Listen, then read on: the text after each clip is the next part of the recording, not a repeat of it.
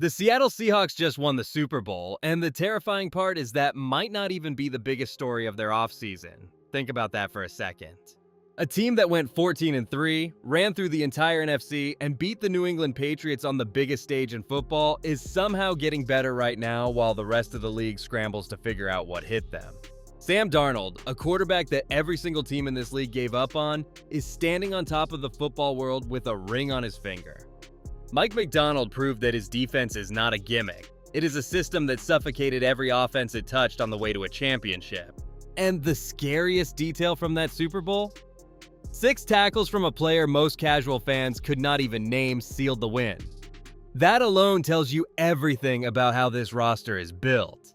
The offense coming back is stacked in a way that does not get enough attention. Jackson Smith-Njigba showed the entire league he is a true #1 receiver on the biggest stage. Cooper Kupp still has the route running and the hands to be dangerous. A Jay Barner is developing into one of the most exciting young tight ends in the game, the kind of player who gets better every single week.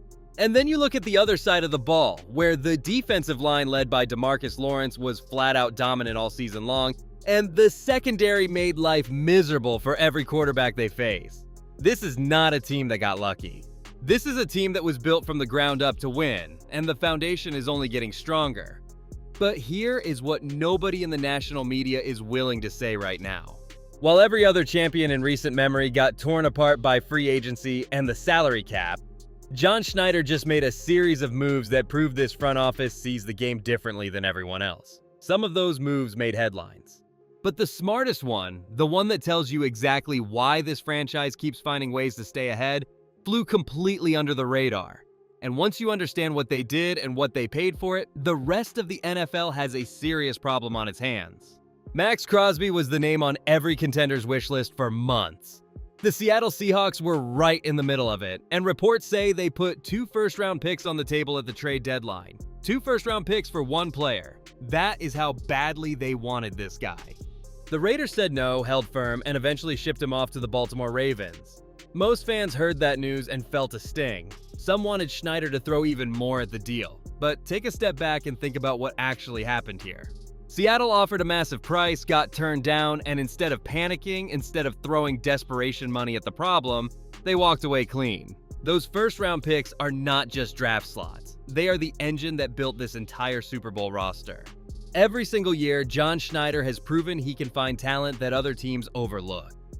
You start trading away premium picks for aging veterans on massive contracts, no matter how dominant they are, and you start chipping away at the very thing that got you here. Crosby is an absolute monster. Nobody is denying that. The Ravens are going to get incredible production from him. But the risk was real, the contract was heavy, and the future matters more than one name. And here's what makes this even better. Crosby ended up in the AFC, far away from Seattle's path back to the title. The Cowboys were desperate to land him. The Rams could have made a play and turned the NFC West into a nightmare. Instead, the conference stays clear, the picks stay in the vault, and Seattle still has the flexibility to build around this core for years. But while the entire football world was watching the Crosby saga unfold, there was a departure happening in Seattle that changed the shape of this roster in a way nobody expected. Kenneth Walker is gone.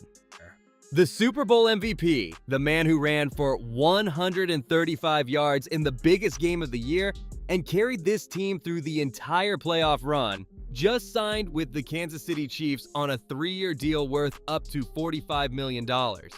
That is serious money. $28.7 million guaranteed for a running back in a league where the position keeps getting cheaper every single year. Walker earned every dollar. 4 seasons in Seattle, 2 of them crossing the 1,000-yard mark, and a playoff performance that will live in Seahawks history forever. But John Schneider looked at that price tag and made the call that separates championship front offices from everybody else. He let him walk.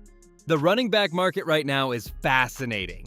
You have Saquon Barkley, Bijan Robinson, Jahmyr Gibbs, and Christian McCaffrey sitting in that elite tier where paying top dollar makes sense. Then below them is a massive group of productive backs who can all win you games in the right system. Walker fits that second group. Seattle runs a 2-back system anyway, which means paying one guy $15 million a year to split carries never made financial sense when this roster has bigger needs to address. and that is the part that matters most. The money saved here does not disappear. It goes somewhere that actually moves the needle for a team trying to defend a championship. The Chiefs are betting on Walker to fix a rushing attack that ranked 25th in the league last season. That is their gamble to make. Meanwhile, Seattle kept its financial flexibility intact and still has a roster built to win right now. But the running back spot was not the only position where the Seahawks lost a key piece this offseason. And what happened on defense tells you even more about how this team handles the pressure of being on top. This is the part of winning a championship that nobody warns you about. You build a great roster, your guys play the best football of their lives on the biggest stage, and then the market rewards them with contracts you simply cannot match. Kobe Bryant signed with the Chicago Bears on a deal worth up to $40 million. Boy Mafe left for the Cincinnati Bengals on a 3-year contract worth up to $60 million. Two key pieces of the best defense in football, gone within 90 minutes of the negotiating window opening. That is the Super Bowl tax in action. Both players earned every penny. Bryant brought instincts and physicality that Mike McDonald built parts of his scheme around. Mafe was a real presence off the edge who could change a game with one rush. Losing them stings, there is no way around it. But Seattle does not collapse when names walk out the door. Ty Okada steps into Bryant's role as a natural replacement in the secondary.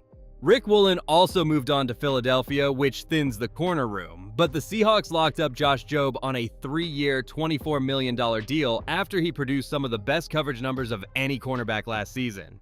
That is $8 million a year for a player who is still ascending. The pattern here is what matters. Other teams panic when they lose starters. Seattle replaces production with system and depth, then reinvest the savings into the next wave.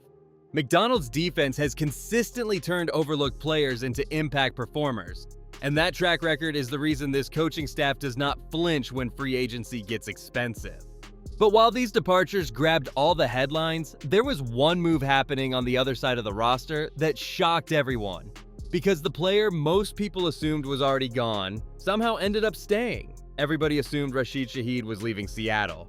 Every single sign pointed to it. The Las Vegas Raiders were making a serious push, and the connection ran deep. Their new head coach Clint Kubiak had history with Shaheed from their time together in New Orleans and wanted to pair that speed with whatever young quarterback the Raiders build around. Last week, reports came out saying Seattle and Shaheed were not even close to a deal. The market was climbing. The Super Bowl tape was electric. Every team that watched the film saw a player who could flip a game in a single snap. Whether it was a 60-yard catch or a punt return that put the offense in scoring position out of nowhere, the door looked closed. Then the Seahawks did what nobody expected. They locked him up on a 3-year deal worth $51 million with $34.7 million guaranteed. Just like that, one of the most explosive weapons in football stays right where he belongs. The receiver room that helped win a championship stays intact. Jackson Smith and Jigba as the number 1, Cooper Kupp still producing at a high level, Shaheed stretching the field and dominating the return game, and Torrey Horton adding another layer behind them. That gives Sam Darnold and new offensive coordinator Brian Fleury plenty to work with heading into next season. The timing of this signing tells you something important about how Schneider operates. He let the market develop, let other teams show their hands, and then struck when the moment was right. The Raiders pushed hard, other teams circled. But Seattle found the number that worked and kept a piece that most champions lose. Now the attention shifts to a move that happened even earlier, one so quiet that most fans do not even know about it yet. And it might be the smartest thing this front office has done all offseason. Every team in the NFL is out here chasing the big splash, the trade that breaks the internet, the free agent signing that dominates every talk show for a week straight. And while all of that noise was happening, the Seattle Seahawks went out and re-signed Drake Thomas to a 2-year deal worth $8 million. Read that again. $4 million a year for a starting linebacker on a defense that just won a Super Bowl. This is the kind of move that does not make headlines. This is the kind of move that wins championships.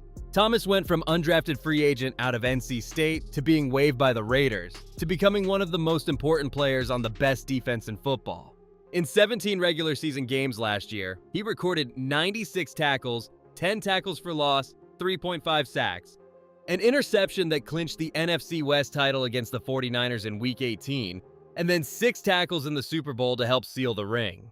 His PFF grade jumped to 73, legit starter-level production, and the coaching staff moved him around like a weapon, logging snaps on the defensive line, in the box, and even in the slot. His 20-yard split on the RAS scale scored a perfect 10 out of 10. The best mark ever recorded for a linebacker. Pair him with Ernest Jones in the middle of McDonald's defense, and this is a linebacker room that costs almost nothing and delivers at a championship level. Compare that $4 million a year to the $45 million the Chiefs just gave a running back, or the $60 million the Bengals just paid for an edge rusher, and you start to understand why the Seahawks keep finding ways to stay ahead of everybody else. But the smartest moves mean nothing if the schedule does not cooperate. And when you actually look at what Seattle is facing in 2026, the picture gets even more interesting. The Seattle Seahawks get the first-place schedule as defending champions, and they earned the right to host the Week 1 NFL kickoff game on NBC. That is the reward for going 14-3 and winning it all. But when you actually break down the full slate of opponents, this is not the impossible gauntlet everybody assumed it would be. Home matchups against the Arizona Cardinals, New York Giants, Dallas Cowboys, and Carolina Panthers feel like near locks. Games against the Las Vegas Raiders with a first-year quarterback and the New England Patriots in full rebuild mode push the winnable total even higher before you reach the real tests. The tough games are absolutely there. The Philadelphia Eagles bring one of the most talented rosters in football. The Denver Broncos have Bo Nix in his second year and a defense that keeps getting better. The Los Angeles Chargers just added Mike McDaniel to unlock Justin Herbert, and the Kansas City Chiefs now have Kenneth Walker paired with Patrick Mahomes. Then you have divisional wars against the Rams and the 49ers twice each, which are always physical, always unpredictable, and always dangerous no matter what the records say. Those 5 or 6 games will define whether Seattle is a one-time champion or something bigger. But when you stack the tough matchups against the winnable ones, the math leans heavily in the Seahawks' favor. This team went 14-3 last year with a roster that lost key pieces and still managed to win the whole thing. Now they return the core, kept Shaheed, locked up Thomas and Job, and still have cap space and draft capital to keep building. The road back to the Super Bowl is never easy, but for a team built the way Seattle is built right now, the path is absolutely there. And when you zoom all the way out, the full picture of what this franchise is doing becomes impossible to ignore. Most defending champions crumble. The salary cap squeezes, the free agents scatter, and every team in the league spends the entire offseason studying your film and scheming specifically to beat you. That is the reality of being on top in the NFL. But the Seattle Seahawks are not built like most teams, and the proof is sitting right in front of everyone who is paying attention. Sam Darnold is the perfect example. A quarterback the entire league discarded, who landed in the right building with the right coaching staff and delivered a championship. That is not luck. That is a franchise that sees value where nobody else is looking.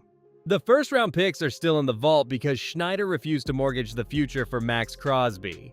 The defense has a young core only getting better in Mike Macdonald's system, with Devin Witherspoon and Jackson Smith-Njigba both extension eligible and ready to become cornerstones for years to come. The front office just proved it can find a starting linebacker for $4 million a year, keep its most explosive receiver when every sign pointed to losing him, re-sign a shutdown corner for $8 million a season, and let the Super Bowl MVP walk without flinching because the plan is bigger than any single player. While other teams throw massive contracts at running backs and trade away their futures for rental players, the Seahawks are stacking depth, protecting their capital, and playing the long game under a general manager who has done this before. Seattle won the Super Bowl in 2013 and came back the next year to play in another one. The blueprint for sustained success is not a mystery in this building. It is the operating system. And if the rest of the league thinks this team is about to slow down because a few names left in free agency, they have not been paying attention. Seattle is not here to celebrate last year. They are coming back for more.